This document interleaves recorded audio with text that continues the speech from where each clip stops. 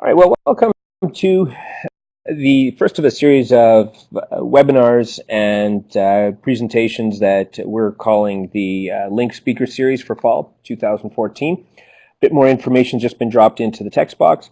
One of the things that we're looking at doing, I think it's an obligation that rests with any public institution, is to engage with peers internationally and to provide opportunities for individuals within that university system to connect and collaborate with individuals and colleagues globally. And so essentially what we're trying to do with the Link Speaker Series, and I dropped the link in there which gives you a look at about a dozen or so speakers and activities that we have going on over the next 2 to 3 months, and gives you a sense of the diversity of topics that we'll be exploring. The first several topics, the one that we're doing today, and then one next week on 18th and 19th, which get more sophisticated in their analysis of the activity or the practice of synchronous instruction, are held in Adobe Connect. Following that, we will move a series of our talks online, and they'll be, if you're local, you can certainly join us, but we'll be broadcasting those or streaming them in a different platform, and we'll provide more information on that for those of you that are interested in being kept informed. Information will be sent to the mailing list that we're using for this particular speaker series event, as well as other activities that we engage in here through the Link Lab. So by way of a little bit of background, the Link Research Lab is a recent initiative out of University of Texas at Arlington. We really have 4 broad research areas. I won't go to those in detail right now, but our interest is essentially to understand how is technology impacting the knowledge creation process as well as the learning process, and ways in which universities can anticipate and respond to those changes, because it has implications for everything from employment to society and a range of other factors. So that's what we want to look at and try and get a better sense of. And that's why we're hosting this particular event. So on that note, I'm going to turn this over to Peggy and she'll get us started. Okay, great. Welcome, everyone. I'm Peggy Semingson, and this is George Siemens, and we're both situated here in the Dallas-Fort Worth Metroplex at UT Arlington. Here's our agenda. These are some of the key concepts, key points we really want to go over today. And at the end of this session, we'll tell you how to keep the conversation going with a part 2 and a part 3 in this series on synchronous learning. So this is really an introduction, but you'll be getting more after this session in future sessions. So we'll get started with defining synchronous learning. What is it? And some basic categories of synchronous learning. And then we'll give you some concrete examples, classifications, breaking it down a bit further. We really want to talk about the advantages as well as the drawbacks. As with any tool, it has to be used well. There are things we need to know. And so we'll look at what research has begun to suggest to us, and then we'll provide a little summary at the end. We want this session to be interactive, so we'll be asking you to do a few things like a poll, some typing, and then as always, you can type in the chat window at any time. So that's our agenda. Let's see, activity. Actually, before the activity, I think I just wanted to introduce a little bit about myself and my own background so you know where I'm coming from. So I've been at UT Arlington since 2008. Prior to that, I was an elementary educator, taught for 8 years in California and Texas, but really became active with synchronous learning around 2012, and I've been using primarily Blackboard Collaborate, which also works well on mobile devices, by the way. I have about 3 initiatives that use synchronous learning. Primarily, I use it in my teaching. I teach 100% online, and I use Blackboard Collaborate in a one-on-one technique with teacher and learner. And that's been going very well, and those are with master students. So we call that digital mentoring, and I'm working on that in collaboration with Pete Smith here at UT Arlington.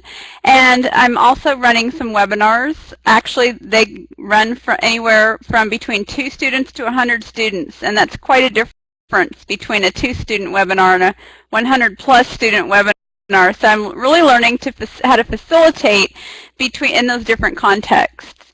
And I hope to share a bit about that along the way. And then finally, I'm running a teacher induction project that's all digital, and I'm doing that in cooperation with a team in my department. We do live webinars, they're recorded, we do a social media kind of thing to go along with it. So that's a bit about me. Did you want to add anything about yourself, George? Anything else?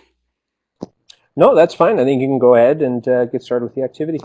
Okay, great. So we want to know where everyone is located, and so we're going to ask you to use the pencil tool. It's right above and just to the left of the word activity.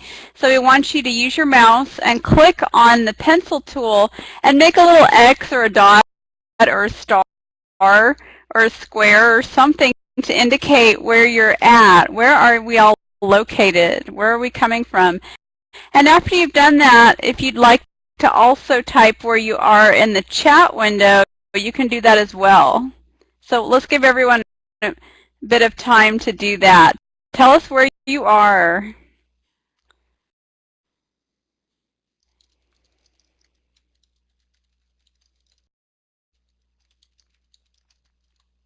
So lots of locations. We've got Chicago and Dallas Fort Worth Metroplex, Austin, welcome, Loretto, Pennsylvania, Southern California, Madrid, and then I saw Turkey earlier, Istanbul, great, Pennsylvania. So we've got a variety of people. And it looks like everyone used the pencil tool or someone used a star successfully, great.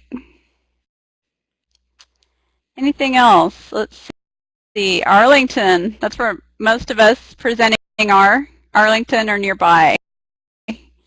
Excellent.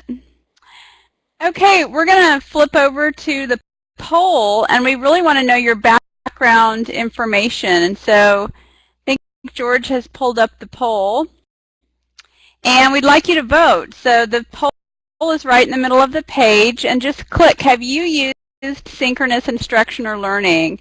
We've got a couple of options, extensively, have taught a bit, have been a learner, or I haven't a clue. Let's see. Okay, so here we go. Let's go ahead and vote. We'll give you just a bit of time to vote. And I think you can see the live results. So far, we've got mostly, extensively, or have taught a bit. It's kind of in the lead. Most of us have some experience with this. So we've got 20 so far, either number 1 or number 2. Okay, great. And let's see. Can everyone see the votes? All right. Any comments on our poll? I'm going to go ahead and end it and hide it. Let's see. Poll. Okay. We'll go ahead and hide the poll for us. Okay, great. And that was just a bit of interactivity to see what our background is. And it looks like we have a pretty good background in this. Excellent. Okay. I'm going to go ahead and turn it over to George. All right. Well, one of the things that I'm sure if you've been involved in online learning and more, it's digital learning research. And digital learning now has caught the attention of, I mean, it seems like virtually every major campus, certainly across the U.S. and increasingly globally as well.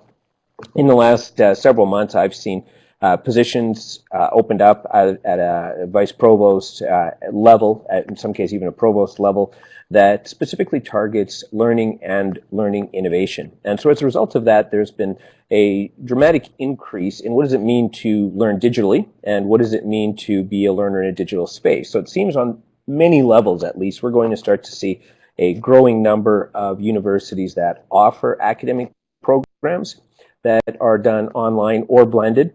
And it's probably not a bad idea to become at least somewhat familiar with, well, what does the research actually say, or what does it mean when you're involved in online learning?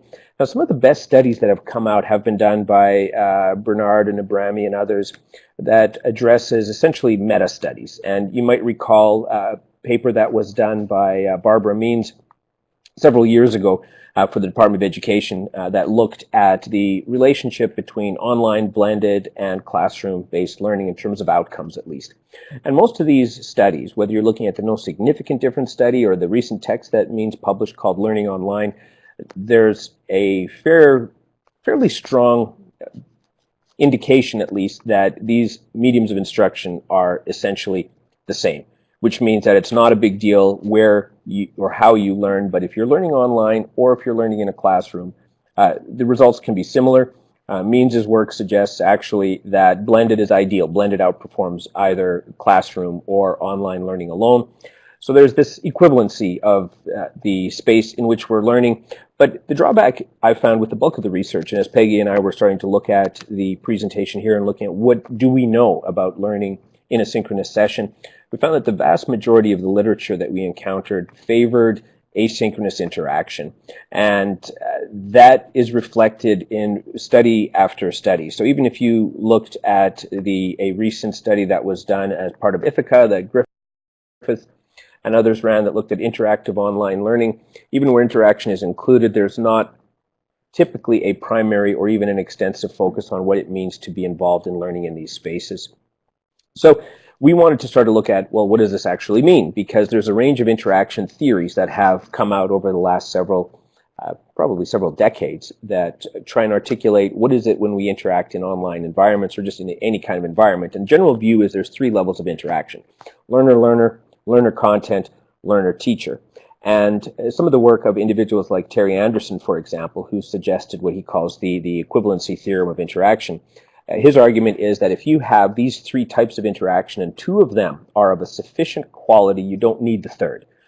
Or at least you don't need the third as prominently, meaning that if you have strong quality content, immersive content, so your learner content interaction is strong and you have a well-designed learning experience of peer-based interaction, then your learner-learner experience is strong. So you don't need the teacher-learner interaction as prominently as you would in other instances. Now, this presents, again, the challenge that we're trying to articulate here is that even in these cases where you're looking at interaction theories, they're still assuming more of an asynchronous mode of interaction. And we want to move away from that as a particular area of focus. So I'd like to right now is just spend a little bit of time now. We're also, and we'll do this when we do in our final debrief, we made a series of design decisions around how we presented these particular topic elements. And we'll detail our thinking on those later so that you see the rationale in it. Now we're going to call this idea, they're called live slides. It's something that a colleague of mine years ago used quite extensively, and I've certainly learned from him, but Dave Cormier used these as an approach just to help foster a greater degree of engagement. So the question I'd like you to look at is, why is synchronous learning not reflected well in literature? I mean, what are your thoughts on this? So right now, if you go up to the top part here where you're going to see a pencil or the letter T, right where you select the pencil before. So select T for text and just start dropping in why. I mean, what's from your experience, why has the synchronous literature being so delayed in reflection in digital learning, distance learning, or online learning approaches? So I'll give you a few minutes to start posting some comments on the screen. So again, it's the text button just on the top here where I made a little black line, but it'll be in the top left-hand corner of your screen. And just comment, why have you found or why do you think that the synchronous learning experiences aren't reflected in literature? So we'll have a moment of silence while you drop comments on the board.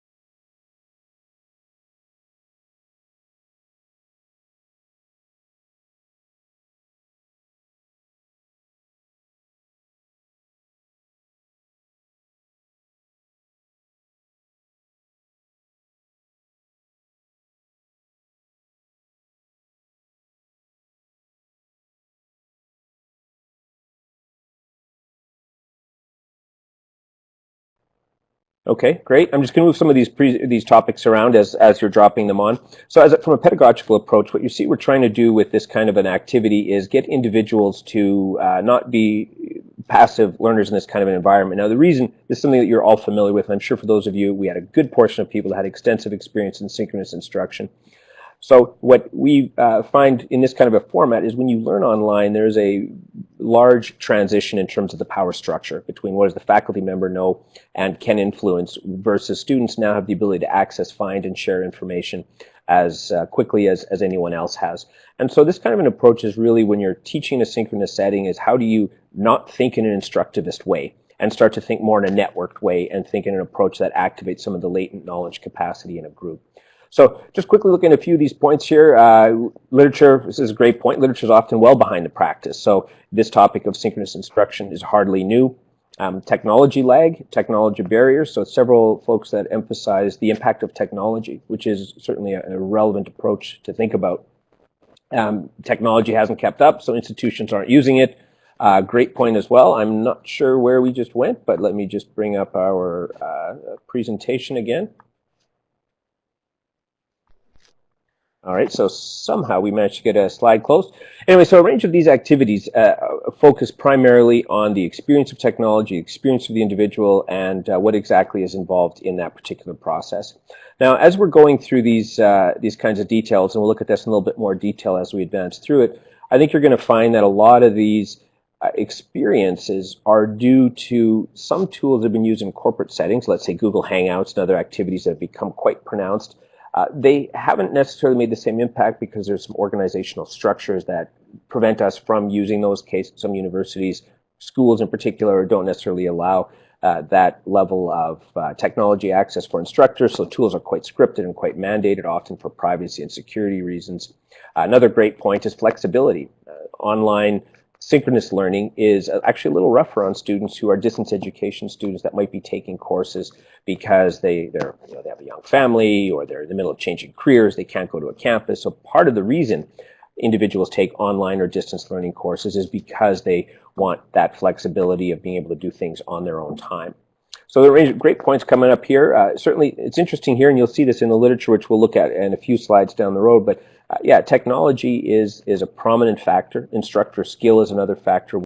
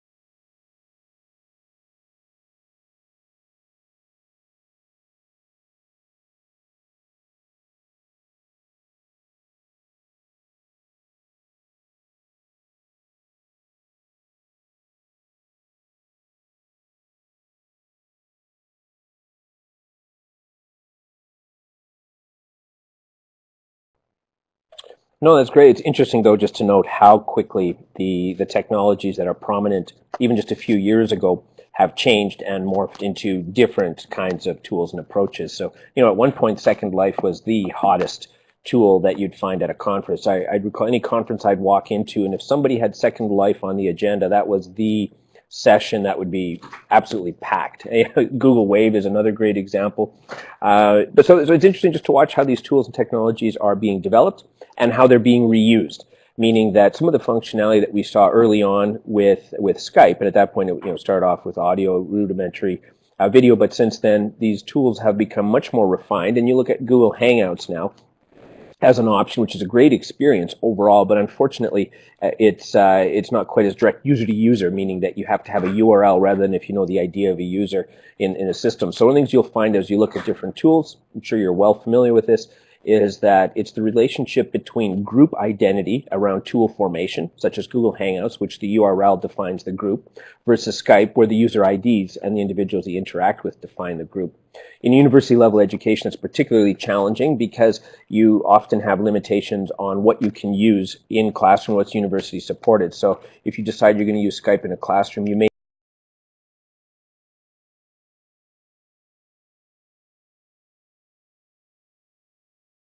to do, then you use it by default. But anyway, back to you.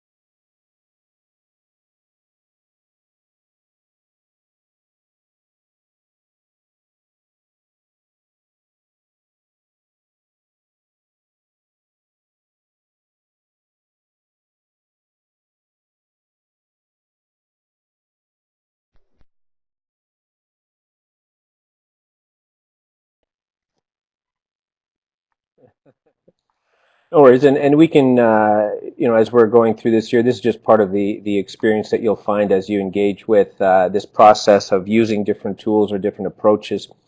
So what we can do, if you'd like, is just get started. Let me reduce the size here. Just continue with the slides where we were and start looking at some of the issues of transaction and the pedagogical experience. So if you'd like, Peggy, I can take it over from here. Okay, so one of the challenges that you've no doubt encountered in teaching or using different kinds of tools and technologies is that the experience from individual students can vary quite dramatically. Okay, it looks like somebody's changing some of these chat slides around. So one of the things that we want to look at here, and this is an experience as we move through this to look at, is when you're involved in this kind of an environment, as a faculty member, you have a fair bit of control over the environment, but when you have, let's say, such as the draw activity, which varies from different tools, you actually give students control.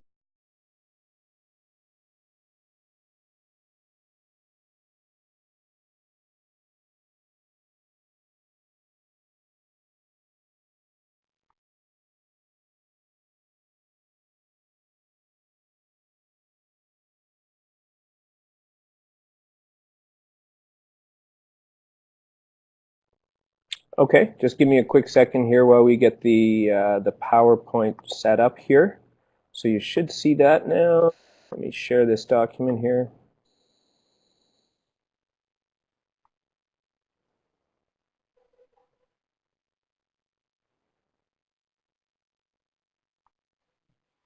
Yeah, no, just give me a quick second here. It's coming up now.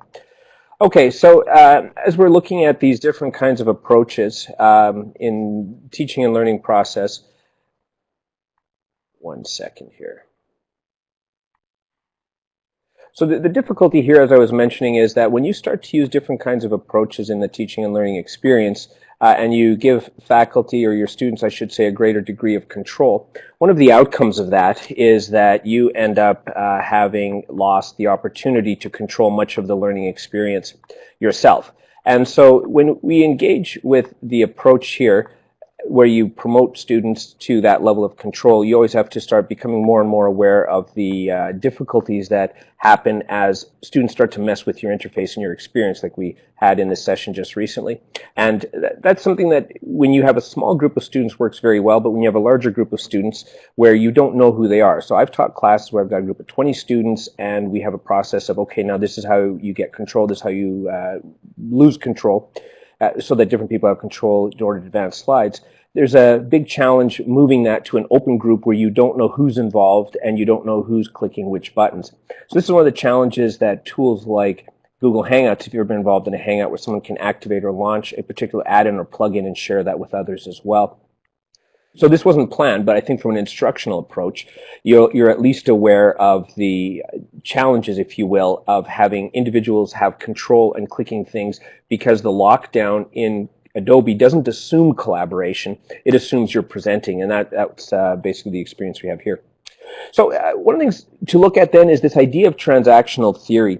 And transactional theory is something that's probably been quite well addressed in the various literature around teaching and learning. And the argument with transactional theory is that it's really as much a pedagogical challenge or concern, if you will, as it is a technological or even a distance function. So when you're involved in the learning process, or when you're involved in engaging with others, you can reduce this idea of space. You can reduce this challenge of a framework that learners don't feel the same sense of a distance when they are in a learning experience that is a little bit more interactive and a little bit more engaged. And as a result of that process, the students themselves have an opportunity to form relationships, networks with each other, rather than rely solely on the relationship that's being informed or driven by the instructor. So one of the activities that, or the papers that McBrien and Jones did, and these slides will be made available to anyone if they're interested, with the links in them, but I'll just drop the link into this particular article. So one of the challenges that arose, or the opportunities at least, was that through the use of synchronous activity, you have the opportunity to increase learner engagement and increase the dialogue, but also their sense of control and autonomy.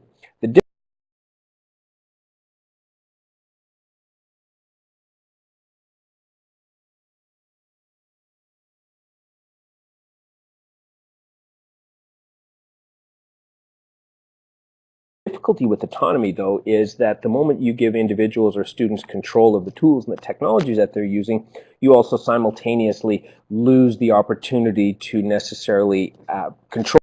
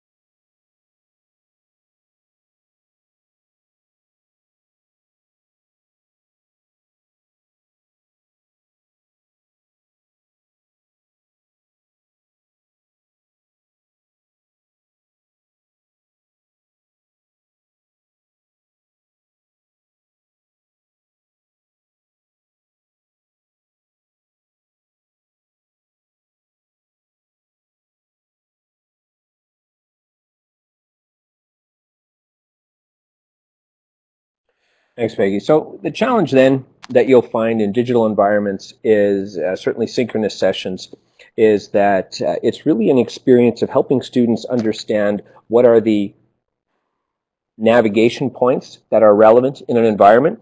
And these change from group to group, meaning that a tool like Illuminate gives a great degree of instructional control, but it fine-tunes tool access. So in Illuminate, or now it's Blackboard Collaborate, meaning that you are able to give a participant in a course access to a set of tools to collaborate. Whereas Illuminate is more profile-based, which means that if you're a presenter, then you can draw on the board, for example. Or if you are an individual who is just a participant, which is the approach that most folks are when they log in this room, then you don't have the ability to collaborate or draw. So that's just a distinction where it's about a wayfinding approach where individuals need to know, how can I contribute to the conversation? You know, text is probably the most common here, but it's not necessarily the best approach. Because it's text only, you don't have the same way to interact and collaborate. Additionally, as we are today, if it's a smaller group of, as I mentioned earlier, if I've got 20 students that I know, it's easier to do audio checks and make sure everybody's audio is working so that you can actually have a conversation with audio rather than a combination of audio, text, and drawing on a whiteboard. So the big challenge then is it's the wayfinding tools that exist with, or the experience that exists with each technology. How do you navigate? How do you engage? And this is based on the work of Darkin and others that have looked at the digital spaces and how they influence how we make sense of what we can do next and what we should do next. The second element, which we encountered earlier, is just this idea of virtual behavior. And it's a very natural approach when you get into a space where you're not quite sure what's there, that you can click and play and figure out what's happening here, what's going on here, and how do I do this. And so it's not unusual, at least for me it certainly hasn't been, if I'm doing a collaborate session where somebody will decide to share an image to a desktop just because they're playing with something that they maybe didn't want to share necessarily. Or someone will advance a slide if they have the ability to advance slides and they're just clicking and moving forward. So those are some of the difficulties, if you will, that relate to the wayfinding experience and in trying to orient ourselves to the Synchronous tool, but the development of virtual behaviors that we view as shared behavior in this environment. So for example, in a classroom, we'd have this general rule or a set of norms that if the instructor is lecturing, it's rare for me to, I would think, in a classroom, if I was to get up, walk up and start drawing bunnies on a particular whiteboard or whatever else. So it's this issue that the norms and behavior patterns are different in a synchronous space, and the control points are also different. So I just want to emphasize that briefly, and that essentially we're not dealing with the same kind of a challenge that we think we're dealing with in an online environment, because it's not the classroom duplicated. It's an entirely different set of controls and constraints that exist on the part of the individual learner. So one of the papers that we looked at, which talked about specifically the benefits and the dimensions of synchronous learning that are particularly valuable for individuals. Now, I just advanced the slide. I saw a little bit of text in there about whether I had advanced the slides. You should see now benefits and then a citation at the bottom. We will share a bibliography of the resources that we've addressed here and that have been referenced, just so you can look at them in a little bit more detail later on. So one of the biggest benefits, if you will, that come out of the synchronous experience is essentially prompt feedback and support. By having the ability to ask a question now and get a response now, even though quite often some of the work that I've done in threaded discussion interactions found that usually within an hour, a student's question would be answered, often by other students, not necessarily by the faculty themselves. So it's a very quick response rate. But it's more rapid and it feels more personal. So if you, let's say, have an assignment that you've assigned for students on essays or a certain type of an essay, they can quickly ask a question and you can respond directly. The other ability is broadening the classroom experience. So if I have a guest speaker, so one course I recently taught, which was on openness in education, I had a group of guest speakers that came in from about 6 or 7 altogether, folks that are well known in the open education space, so people like David Wiley and Rory McGreal and Cable Green and others that dropped in and just provided a short lecture and interaction with the students. So it does allow you to greatly expand the learning experience of the students by bringing someone in to talk directly about their work. Admittedly, I could just as soon assign a paper, but sometimes it's nice to actually be able to chat directly with the person. Another aspect is that of engagement. In theory, and this is a function of whether you do it well or not, but engagement is a significant factor in helping students to stay involved in a course, reducing attrition. But a large part of engagement, this goes back to work that Vincent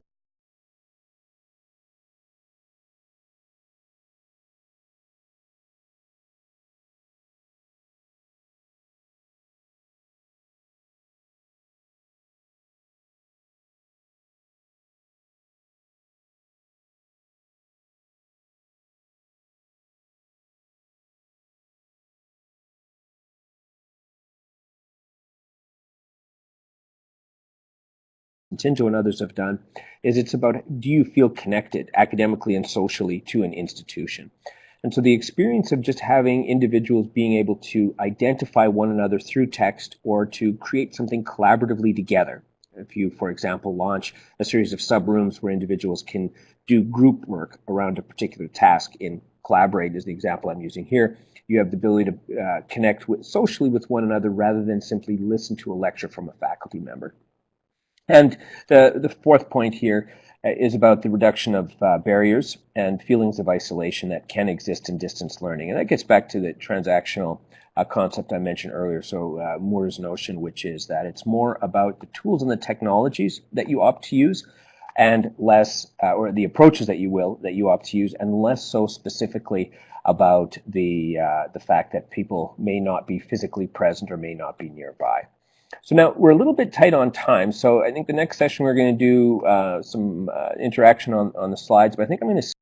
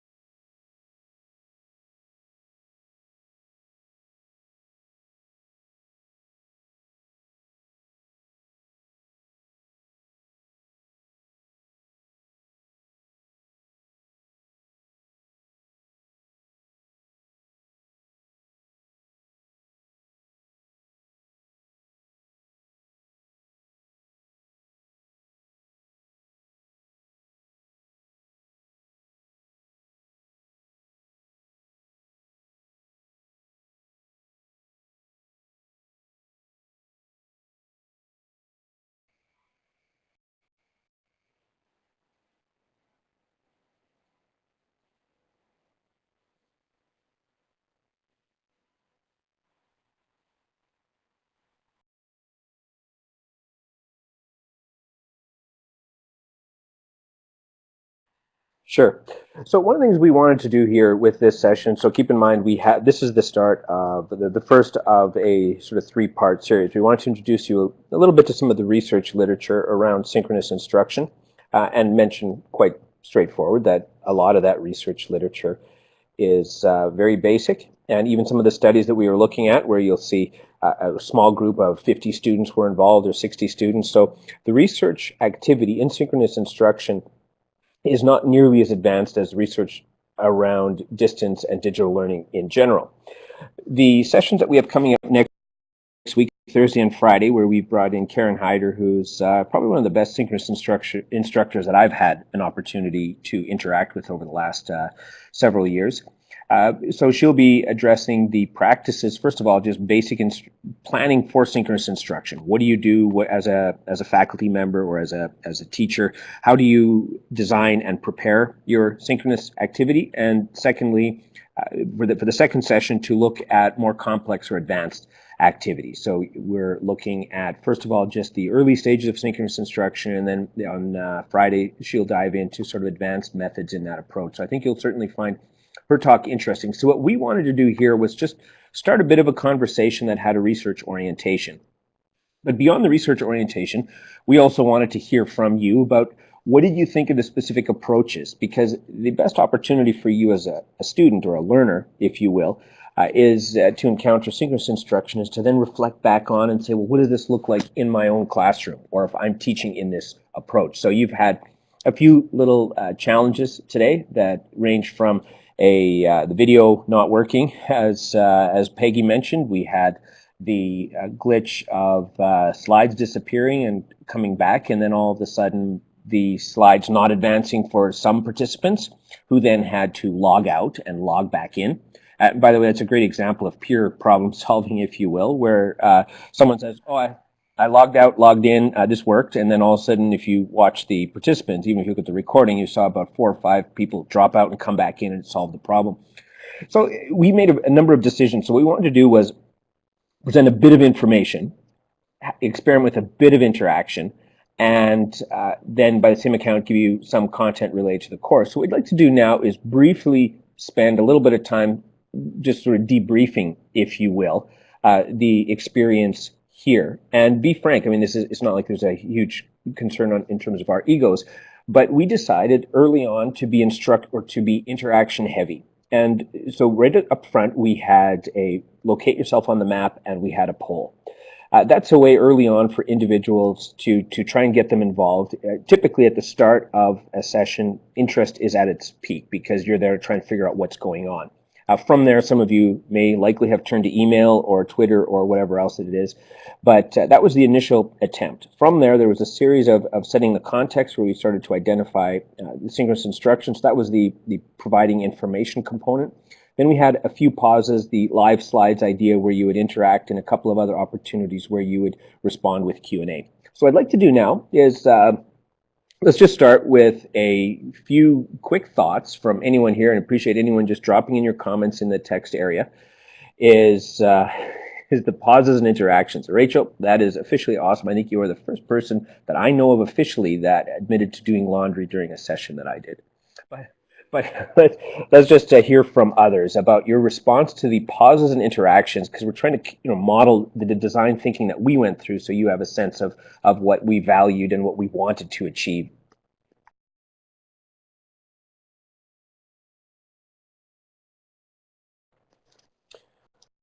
All right, so just a few points coming in there. Live slides, I thought that was interesting. So a few folks seem to enjoy that. It's funny, isn't it, how I think we're so used to being students who sit and listen that all of a sudden you actually get even just a small amount of interaction. Even though it's not a very sophisticated kind of interaction, it helps you to feel a little bit more involved or a little bit more engaged. So that's a great illustration of that. So the information. Yeah, that's interesting. The final point, the fourth point, is around content. Now, these kinds of activities, quite often, if you're planning a synchronous session, I've found at least that it is not an extremely content-heavy session, because, especially if you're trying to make it engaging, it's very static, looking at a screen and having someone lecture at you. So if you want to get people involved, I think you're further ahead, typically, to give them an opportunity to do more connections with each other or involve in conversation. So if you're trying to communicate 30 major points in a 1 hour synchronous session, you're going to overwhelm your students. And so even having small 2-3 items that are critical that you want to communicate, and then the balance can be addressed with readings and other activities outside of the course. Okay, so Mike mentioned live slides as well, the map activity. Yeah, so that's a good question on that, Rachel. So there's a challenge here around visuals. So this is a choice that we made. Actually, Peggy and I were just chatting about this morning. We briefly thought of, well, let's just go with text-only response rather than using a map. Sometimes a map has a visual impact that is a little bit broader in terms of the experience of students if you have a lot of people from a lot of different areas. In this case, we were primarily continental US, but absolutely, that's a design decision that you make personally as an instructor. Just looking at a few other things. Is anything in there, Peggy, that you noticed that you want to attend to or address?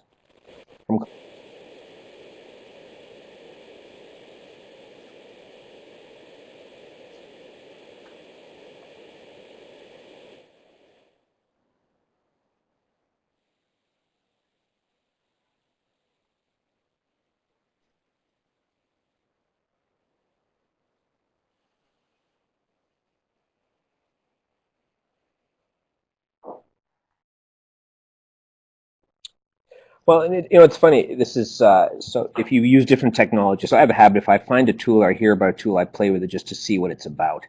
And so using Twitter and Facebook and social media, blogs, those other things for a long period of time. One of the tools that I found most unnerving to use was actually a tool that I don't think anybody really uses it anymore. If they do, I haven't heard of it in a while. But chat roulette. You might have recalled a few years ago, this tool came out. And it allowed you basically, you log in your webcam and you would basically, click a button and it would randomly connect you with someone else and you could chat with them. And I found that to be actually surprisingly, even though basically you're doing the same thing on Twitter, but it is via text. And all of a sudden chat roulette is there's a person on your screen staring back at you. I, for whatever reason, found that unnerving and I never really managed to use it much. And I don't think anybody really does anymore. Maybe I'm wrong, but. Okay, so research engineers, a few comments around the learning aspect, the fuzzy bunny slipper syndrome. Yep, that's okay. And then a good point as well, Janina, regarding the video potentially being distracting. And sometimes if you're in front of your computer, you don't know, or you might have your video on, but you just forget that it's on. So I don't know, random nose pickings or whatever can start to arise. So it's hard to remember always you're on video, but. Okay, anyway, I'll turn it over to you, Peggy, to look at any of the other points. We've got about another 3 or 4 minutes left. So any of these points that you'd like to look at?